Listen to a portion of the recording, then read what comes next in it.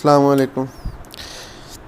बिस्मिल्लाहिर्रहमानिर्रहीम। मैं सबसे पहले आपको इस कोर्स का इंट्रोडक्शन करवाना चाहता हूँ। मेरा इरादा बन रहा है कि आपके साथ कुछ चैप्टर्स शेयर किए जाएं सिंध बोर्ड के। वैसे जो असल में जो मेरा इरादा है वो बेसिकली यही है कि ऑनलाइन क्लासेस मुनासिब फ़ीस पर शुरू की जाएं, लेकिन फ़िलहाल ये समझ लें 1-2 चैप्टर एज ए ट्रायल ही होंगे। अगर तो आपको सही लगेंगे तो आप राब्ता कर सकते हैं, अगर नहीं तो फिर आपकी मर्ज़ी है, लेकिन कोशिश होगी कि आपको अच्छे से अच्छे तरीके से समझाया जाए बच्चों को। तो सबसे पहले मैं एक्सरसाइज 3.3 स्टार्ट कर रहा हूँ। मेरे ख्याल में 3.1 और 2 जो हैं वो बच्चों के लिए इजी हैं, क्योंकि वो मैट्रिक बेस पे हैं, मैट्रिक में भी आपने की हुई हैं, तो इस वजह से 3.3 से, हाँ अगर उनमें इशू हुआ, अगर आप कहेंगे तो मैं वो आपको करवा दूंगा। तो 3.3 से मैं स्टार्ट करने लगा हूँ।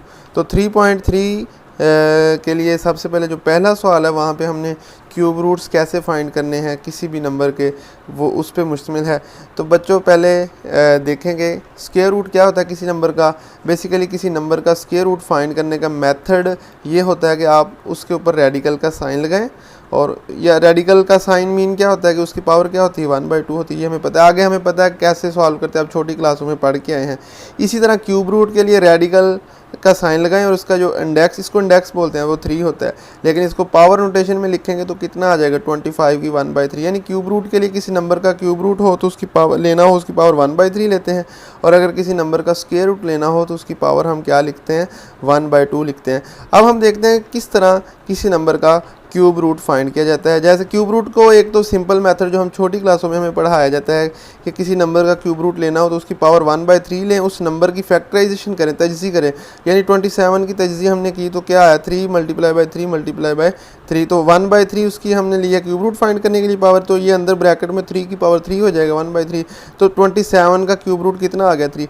ये तो था एक क्यूब रूट है, लेकिन ज़रूरी नहीं है। जिस तरह स्क्वायर रूट किसी नंबर के कितने स्क्वायर रूट होते हैं हमें पता है कि किसी भी नंबर के 2 स्क्वायर रूट होते हैं। किसी भी नंबर के स्क्वायर रूट फाइंड करें तो उसके 2 आंसर हमें मिलते हैं, एक हम प्लस में लिखते हैं और साथ हम क्या लगाते हैं माइनस लगाते हैं, यानी प्लस माइनस साथ लगाते हैं। क्यूब रूट के लिए 3 हमें, क्यों किसी भी नंबर के क्यूब रूट्स 3 होते हैं, लेकिन इस मेथड से करेंगे तो हमें 1 मिलेगा, लेकिन जब हम दूसरे मेथड से जो अभी आपकी बुक में है उससे करेंगे तो हमें किसी भी नंबर के 3 क्यूब रूट्स मिलेंगे। तो उसका मेथड क्या है, उस मेथड से कैसे किसी नंबर के क्यूब रूट्स लेते हैं। इसी तरह इसको करने के लिए मैंने 27 को पहले जनरल मेथड से किया, अब जो आपकी बुक में है यानी जो सिलेबस में होता है उस मेथड से किसी नंबर के क्यूब रूट्स कैसे लेते हैं।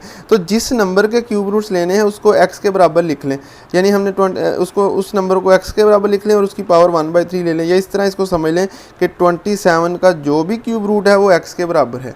इस तरह भी हम कह सकते हैं, लेकिन सादा अल्फाज में इस तरह कह लें आसानी के लिए कि जिसका क्यूब रूट लेना हो उसकी पावर 1/3 लें और उसको क्या करें x के बराबर रख लें। अब हम क्या करते हैं नेक्स्ट स्टेप में, हम दोनों तरफ पावर 3 ले लेते हैं। इधर भी इसकी x की पावर 1 है, या इस तरह कह लें तो दोनों तरफ पावर्स को 3 से मल्टीप्लाई करवाते हैं। जब यहाँ पे 1 था तो 3 से मल्टीप्लाई करा 3 रह गया, इधर 1/3 है तो इधर भी 3 से मल्टीप्लाई करा दिया। अब ये 3 से कट गया है तो यहाँ पे रह गया 27। अब ये प्लस का 27 इधर आगे क्या हो जाएगा माइनस का 27। अब हम एक फार्मूला यूज़ करेंगे जो बहुत ही कॉमन है। वो फार्मूला क्या है, a का क्यूब माइनस b का क्यूब किसके बराबर होता है a minus B into A square plus A B plus B square. यानी हम ये वाला फार्मूला यहाँ पे लगा सकते हैं, लेकिन ये दोनों पावर जो हैं वो क्यूब में होनी चाहिए। एक तो x वाली तो क्यूब में आ गई है लेकिन 27 क्यूब में नहीं है, तो हमने इसको 3 की पावर 3 बना लिया। अब a की वैल्यू इस फार्मूले के लिहाज से x और b की वैल्यू क्या है 3 है, इस पर फार्मूला लगा दिया। अब हमें ये वाली 2 फैक्टर मिल गए x-3 और ये वाला। अब x-3 को भी हमने 0 के बराबर रख लिया और इस वाली जो ब्रैकेट है इसको भी हमने क्या कर लिया है 0 के बराबर रख लिया।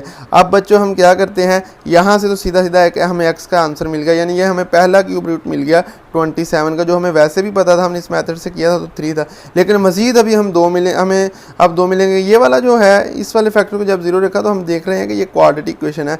तो क्वाड्रेटिक इक्वेशन को 3 तरीक़ों से हल कर सकते हैं, बाय फैक्टराइजेशन। फैक्टराइजेशन तो इसकी नहीं हो सकती, बाय कंप्लीटिंग स्केलर वो काफ़ी लेंथी है, तो बाय फार्मूला होता है एक मेथड, तो बाय फार्मूला हमने इस फार्मूला से किया है। तो फार्मूले से इसको हल करते करते हम यहाँ तक पहुँचे हैं x = -3 + -27 का √/2 2। तो यहाँ पे ये बेसिकली x के दो आंसर हैं, एक के साथ प्लस है और एक के साथ क्या है माइनस है। मैंने इनको लहदा करके लिख दिया। तो ओवरऑल हमें x के 3 आंसर मिल गए हैं। कौन कौन से? 3 मिल गया है और एक ये वाला मिल गया और एक ये वाला मिल गया। तो इसका मतलब ये x जो है वो 27 के क्यूब रूट्स को ज़ाहिर कर रहा था। तो x के 3 आंसर आ गए हैं। तो 3 इसके क्यूब रूट्स हुए 27 के। इस मेथड से हमें 3 मिलते हैं। अगर डायरेक्ट हम करेंगे तो हमें वहाँ से कितने मिलेंगे? वहाँ से हमें 1 मिलेगा। इसी तरह ये जो ये वाला जो होता है वो रियल कहलाता है और ये वाले 2 कॉम्प्लेक्स कहलाते हैं। अब आपको रियल और कॉम्प्लेक्स नंबर्स का आइडिया पहले से पता होना चाहिए। इसके बाद बच्चों आगे देखते हैं। अब हम क्यूब रूट्स निकालते हैं यूनिटी के। यूनिटी कहते हैं 1 को।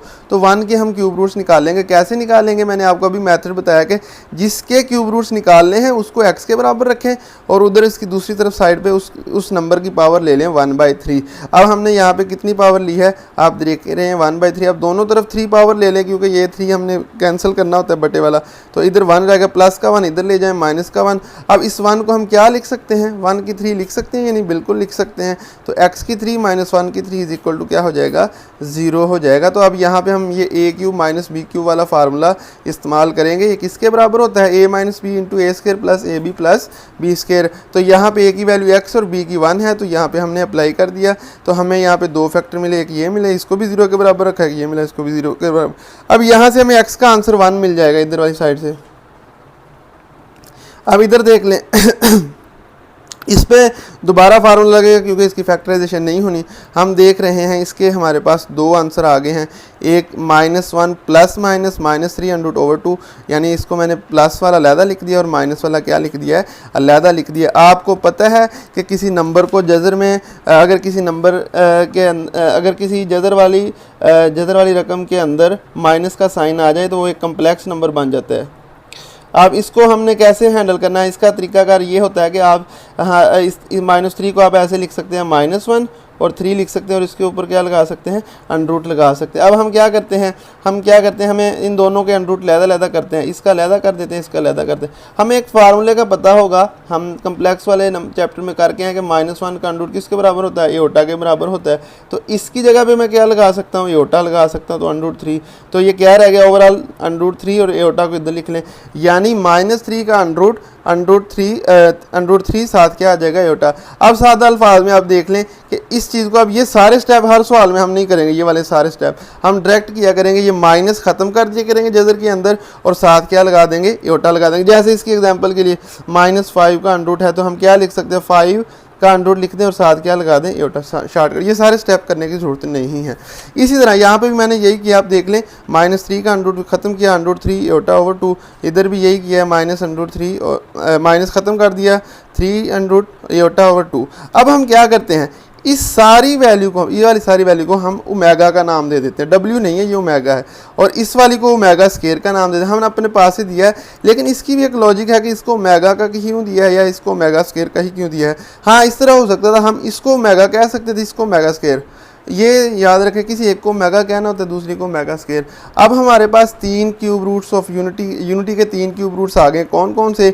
एक यहाँ से हमें 1 मिला है और बाकी 2 यहाँ से हमें मिले हैं 1 ओमेगा एंड ओमेगा स्केयर। ये जहन में होना चाहिए। ओमेगा हमने किसके बराबर सपोज किया है? -1 प्लस √3 एओटा/2 और ओमेगा स्केयर किसके बराबर सपोज किया है? -1 माइनस √3 एओटा/2। तो ये थे यूनिटी के क्यूब रूट्स। अब पहला सवाल है, 4 पार्ट्स हैं, मैंने इसके पहले ही आपको करवाया, बाकी आपने तीनों खुद कर लेने हैं, कोई मुश्किल नहीं।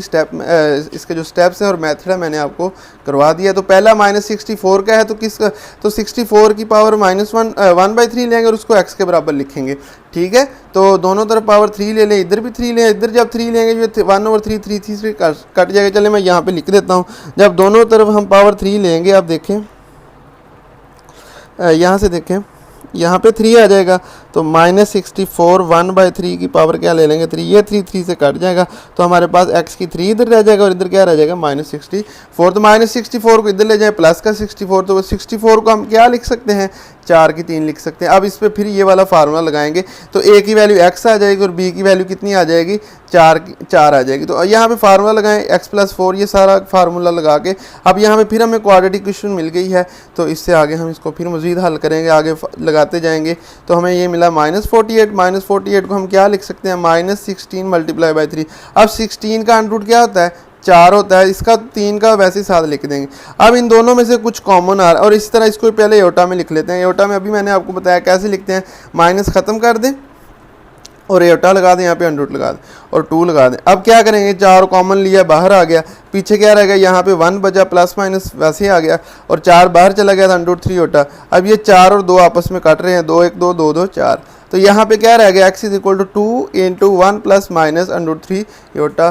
तो बच्चों यहाँ तक आपका पहला लेक्चर मुकम्मल हुआ। इसके बाद हम अगला सवाल करेंगे दूसरी वीडियो में। कोशिश, उम्मीद है कि आपको ये लेक्चर पसंद आया होगा। शुक्रिया, अल्लाह हाफिज़।